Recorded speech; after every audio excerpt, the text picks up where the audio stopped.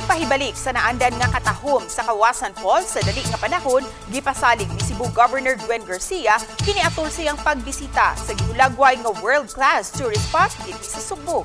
Ani ang unang balita ni Alan Domingo. Gibaktas ni Governor Gwen Garcia ang kapin sa tunga sa kilometro aron maabot ang nimutangan sa Kawasan Falls sa sitio Ilaya, Barangay Matutinaw. Kauban ni ang pipila ka mga department heads sa Kapitolyo, Badian Mayor Carmen Lumaen ug DENR 7 Paquito Milicor. Sa daan, nabantayan paghapon ang epekto sa Bagyong Odette hangtod na sa Kawasan Falls. Ang mga pribadong isaktura nga gigusbat sa bagyo nga naghatag og kakuyaw sa palibot mao'y gustong ipakuha sa gobernador sa labing daling panahon. Samtang gitug-an ni Mayor Lumain nga miuyon ang tag-iya sa mga pribadong instruktura nga voluntaryong muguba sa ilang propiedad apan nangayo og duha ka semana sa paghawa nini. Akong giari para mahibaw ko unsay angay buhaton. First and foremost, priority gyud ning pagguba ning mga structures, no? Wa bitang ipakuha na kog pictures tanan gikan pata sa pagsulod hangtod na dinhi. Kay aron mabalik magyud ang iyang natural beauty ba. Tan-awa ra gud tinuod kanina usab na ni. Mas taas-taas man ni unta. Okay na ang tag-iya voluntary guba nila. Isip usa ka world-renowned tourist attraction buot masiguro ni Garcia nga way aksidenteng mahitabo sa dapit.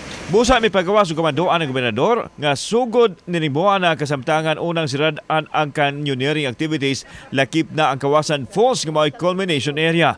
Aron mapadali ang clearing operation, ang provincial government ang ni-take over uban sa pakikalayon sa LGU. Muintra na ang province of Cebu, of course, always in coordination with the local government. Kay aron matabangan sila. We'll come in with the necessary equipment from backhoes to jackhammers to chainsaws. Nakiktigom usab ang gobernador sa mga tour guides ug operator nga apektado sa temporary closure sa canyoneering activity. Samtang ipahibaw sa tourism officer sa Badian nga adunay programa nga gihimo ang LGU sa pagpakigalayon sa Department of Labor and Employment nga gibatuman nga tupad program sa mga napiktuhan. Mukapin sa 900 ka mga tour guides ug 43 ka mga operators ang apektado. Naatay assistance nga gihatag na sa ato ang mga operators na atay from Dole no ni partner ta nila with Tupad para matagan nato sila og assistance sa ato temporary nga closure sa Kawasan ug canyoneering. Sa pikas bahin, mihapit si Garcia sa nabantog nga Lambog Beach sa Badian. Gimando niya nga hawanan ang baybayon gikan sa naguba nga pantalan. Gipasalig usab niini nga palambuon ang dapit aron makadani pa og mga turista. Tugutan na gihapon ang mga nanginabuhi basta dili permanente nga struktura ug dili mulapas sa gilatid nga sukod. Ako may patabangan sila kaning katong uban ng mga gagmay. Kusito ita nga limpyo, kamot mong limpyo. Tabangan tamo niya, ipa-training tamo sa Subo negosyo.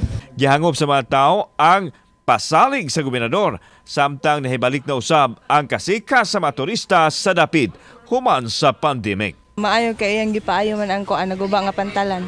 It's beautiful. We just arrived here. We've been down. Where are you from? Melbourne, Australia. Kauban si Cleofer Lumayag, ako si Alan Domingo. GMA Regional TV Live.